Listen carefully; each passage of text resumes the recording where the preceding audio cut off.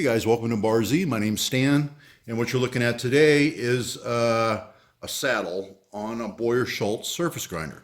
Now this is without the table. You can see the chrome-plated ways. You got the rear V-way, the front flat way, and we had an issue with the lead screw and mainly the lead screw nut. But that's not the point of this video.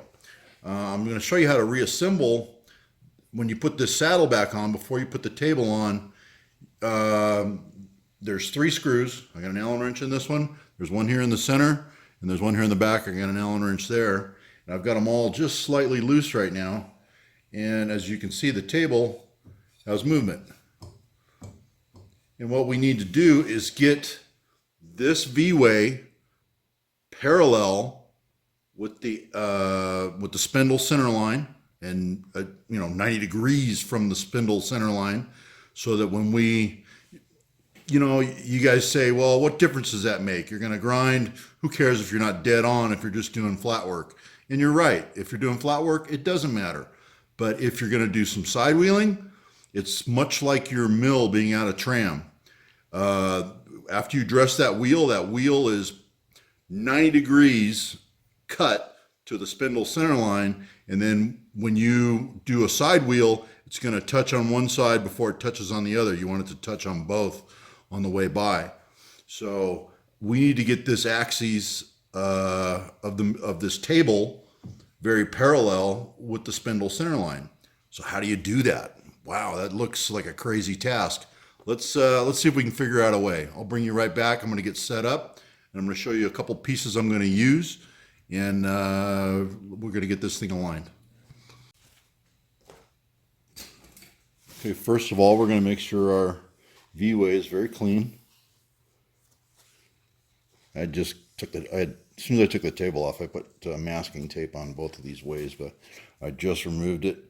So our chrome way is clean, and what we're going to use today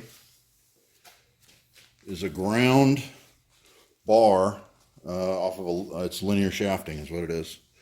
So we're going to use it's a hardened and ground bar. We're just going to lay it in that way right there. Okay, and make sure I can feel it contacting all the way across. It's got a nice little squeak to it. Okay, so that bar is the axis or the axis of the machine. And now all we have to do is move that bar around until we line up with the spindle. But how do we do the spindle? Well, let me show you what I'm going to do there. You see I've got an arbor on there, bolted on to the spindle center line. The spindle's pretty spindly. And we're going to take a little mag base and drop that turkey in. We're going to use a Noga arm, and we're going to start sweeping. And we don't have any travel of the machine, so we can't just move the machine back and forth. What we actually have to do is find the high point of the round bar this way, sweep, find the high point of the round bar this way. This is going to be very fussy. You're going to have to get down in behind that V-way, in between the V-way and the high spot on the bar. But it is doable. I've done it before. Let me get set up to take some measurements, and I'll bring you back. Okay, I got you zoomed in there where I think you can see it. You can see that the tip of my indicator, when I swing this spindle, I'm just holding the spindle by the actual labyrinth seal, not by the indicator arm. You can see I'm missing the bed, or the chrome-plated way, but I am touching the chrome bar. So that's what you need to do, because you're going to be taking a reading over here where you touch, and over here where you touch, and you want that ball to swing below the high point on the ground bar. All right, so let's get you over and get a good look at the indicator while I'm tapping this thing in. Okay, well, I'm set up where I think you can see. I think you can see that indicator swinging there. I am going to tighten my gibs. Remember, Boyer's got a little side knob over here to tighten the gibs, to take those out of the equation, so that when I'm knocking this thing around, the gibs don't have any slop in them. And let me show you what I'm doing up here on the spindle.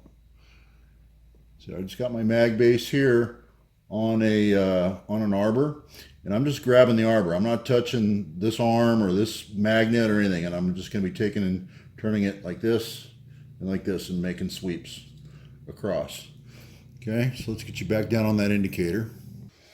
Okay, so now if I make a sweep over here on the right, no touch, and I make a sweep across, and over here on the left, I'm hitting by about 4 thousandths over here.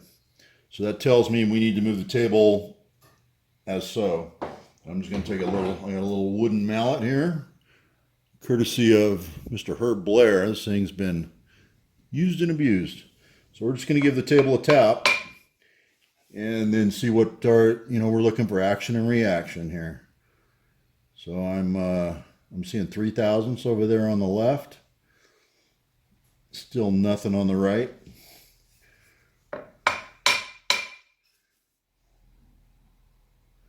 Still nothing on the right.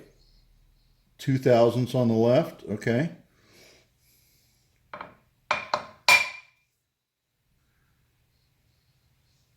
Thou and a half on the left. Still no touch on the right.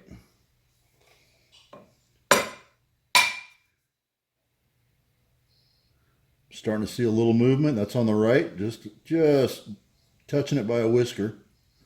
Let's get over here this side. Still about a thou and a half.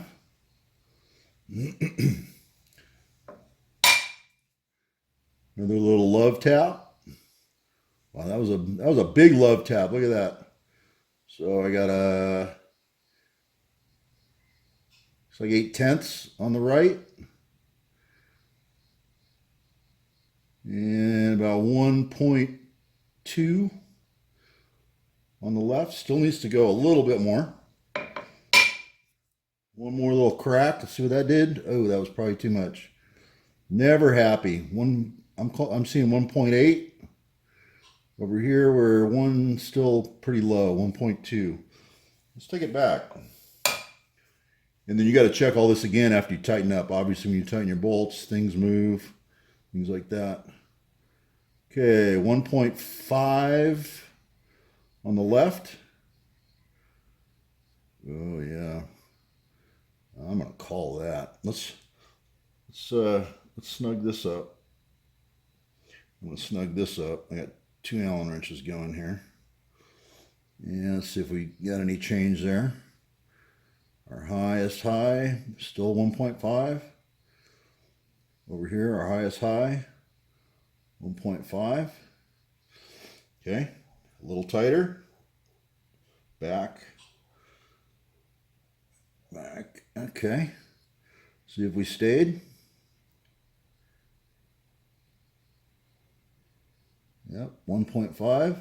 Swing over here. 1.5. Okay. Final cinch. Final cinch. And then I'll go ahead and tighten up my center too.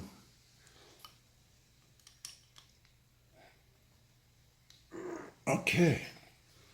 Let's see what that did. 1.5, no movement. 1.5, no movement. Okay. That's how you tram in a Boyer Schultz. Back you up a little bit here. Look at the whole schmear, what we did.